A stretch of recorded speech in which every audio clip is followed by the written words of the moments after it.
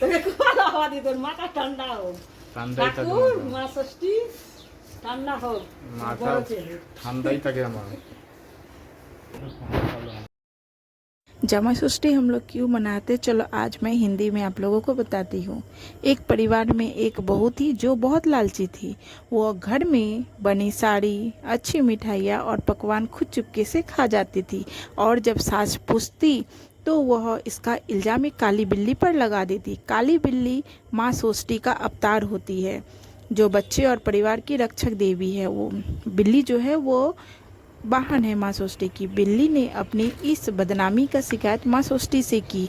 इससे नाराज होकर देवी ने सजा के तौर पर उस बहू के जो बच्चे हैं उसको गायब कर दिए। अपनी गलती का एहसास होने पर बहू ने जंगल में जाकर माँ षष्ठी की पूजा की और माफ़ी मांगी। दयालु माँ षष्ठी ने उसे माफ़ कर दिया और उसके बच्चे वापस लौटा दिए। लेकिन इस घटना के बाद बहू के मायके वाले उससे रिश्ता तोड़ लिया और उसे घर बुलाना भी मना कर दिया। लेकिन इस घटना के बाद बहू के मायके वालों ने उससे रिश्ता तोड़ दिया और घर बुलाना भी बंद कर दिया। बहू को वापस बुलाने के लिए उसकी माँ ने एक तरकीब निकाली। उन्होंने ज्येष्ठ महीने की शुक्ल पक्ष की षष्ठी तिथि को अपने दामाद को विशेष आदर सत्कार भोजन के लिए आमंत्रित किया। दामाद के साथ उनकी बेटी या बहू भी घर आई और इस तरह वह अपने माता पिता से दोबारा मिल पाई। तभी से हर साल अपनी बेटी और दामाद की खुशहाली, लंबी उम्र और संतान की रक्षा के लिए जामाई षष्ठी का त्यौहार मनाया जाता है। चलो मैंने तो सारी कहानी बता दी, हम लोग जामाई षष्ठी क्यों मनाते हैं। तो चलो मेन पॉइंट पे आते हैं। तो मेरी माँ ने बुलाया था हर साल की तरह इस साल भी जामाई षष्ठी में, लेकिन हम लोग किसी कारणवश नहीं जा पाए। तो सासू माँ जो है अपनी दामाद के लिए बहुत सारे पकवान बनाती है। बहुत सारे, मैं बता ही नहीं सकती क्या क्या बना सकते हैं। बहुत सारे आइटम बनाते हैं सिर्फ दामाद के लिए। और जो माँ बन जाती है, जिसका संतान होता है, तो वो नहीं खा पाते उस दिन वो सब चीज़ें। सिर्फ वो चावल के अलावा जो निरामिष सब्जी है वो सब खा सकते हैं।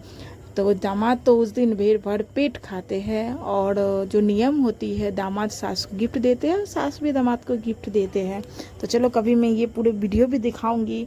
तो देखो यहाँ पे चीकू कर रहा था प्रणाम। तो यहाँ पे चीकू प्रणाम करने के बाद अब उसके पापा को भी पूजा करेंगे, उसकी दादी माँ।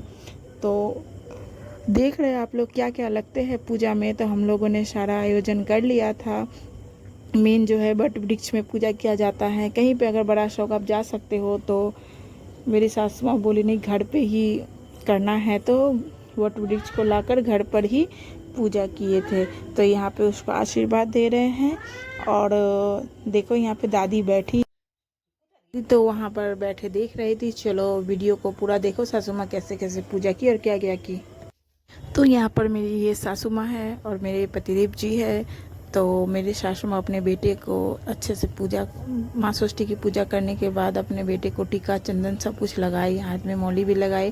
और चीकू जो है हमेशा रैबिट लेकर खेलता रहता है, वो अपने मस्ती में ही मग्न है। तो दादी के पास बैठा है। दादी लेकिन रैबिट को पसंद बिल्कुल नहीं करती है। तो दादी को चिढ़ाने के लिए वह सामने जाकर बैठ गया। तो देखो पकड़ तो रहा, लेकिन रैबिट जैसे देखते हैं तो दादी थोड़ी सी गुस्सा हो जाती है, उसको नहीं लेना चाहती है। देखिए तो ये मुंह घुमा ले। तो देखो चंदन वंदन लगाने के बाद, मौली वौली बांधने के बाद पूजा हो जाता है कंप्लीट। तो इस दिन हम लोग चावल नहीं खाते हैं, ऐसे ही नॉर्मल पूरी सब्जी ये सब खा सकते हैं, लेकिन चावल को अवॉइड करना पड़ता है। तो चलो मेरी सासू माँ ने मेरे पतिदेव जी को क्या कहा क्या नहीं कहा, तो आप लोग वीडियो में देखोगे तो पता चलेगी। तो वीडियो को ज़रूर से ज़रूर देखो।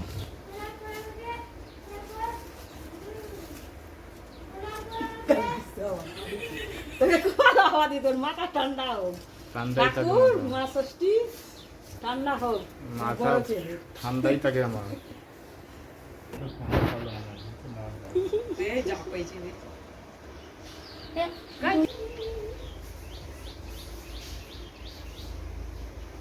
বান্ধব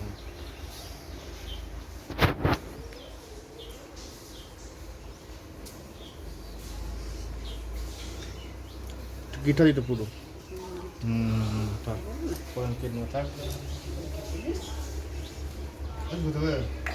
ঠাকুরকে নমো করো।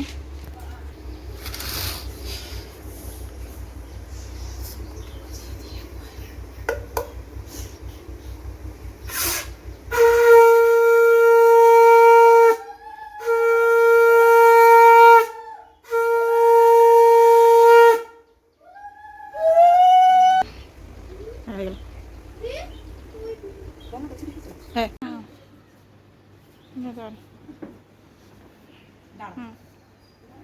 चल। लोगों की पूजा हो गई कंप्लीट और चीकू जा रहा है, वो जो डाला था 6 चीज़ के फल जो होते हैं, 6 फल इसमें थे, तो वो डाला उठाकर भगवान जी के रूम में रख रहे हैं, ये नियम है। तो चलो वीडियो कैसी लगी और मैंने जो कहानी बताई वो कैसी लगी प्लीज़ कमेंट करना। वीडियो अच्छी लगी तो प्लीज़ लाइक